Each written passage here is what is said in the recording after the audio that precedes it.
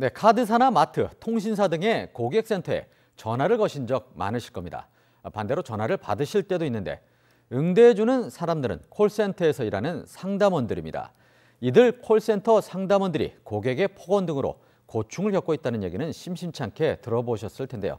그런데 이들이 호소하고 있는 더 큰 고충들은 따로 있었습니다. 바로 회사로부터 받는 이른바 갑질로 인한 스트레스입니다. 지원 뉴스에서 연속 기획으로 이 문제 집중 보도해 드렸는데요. 상황이 심각합니다.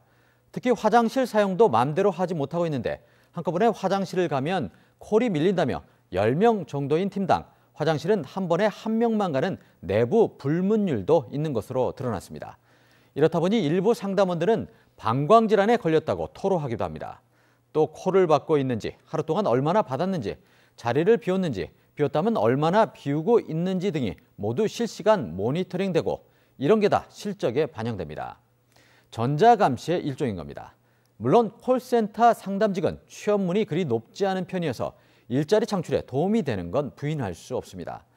그렇다고 상담원들이 근무 시간에 기본적으로 누려야 할 권리조차 비상식적으로 박탈당하는 걸 정당화할 수는 없습니다.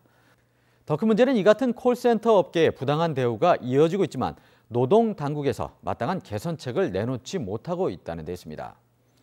지원 뉴스에서 콜센터 상담원들의 열악한 근무 환경을 보도한 이후 노동자들의 제보와 처우 개선을 요구하는 목소리가 본물처럼 터져나왔습니다. 다행히 국가인권위원회가 사안의 심각성을 인식하고 관련 대책 마련에 돌입했습니다. 인권위는 제도 개선이 시급하다고 판단한 것으로 알려졌는데요. 법적인 구제책이나 제도적 장치가 빨리 마련되어야겠습니다. 이로 인해 콜센터 업계뿐만 아니라 노동계 전반의 근로 여건에 대한 변화의 바람이 부는 계기가 됐으면 좋겠습니다.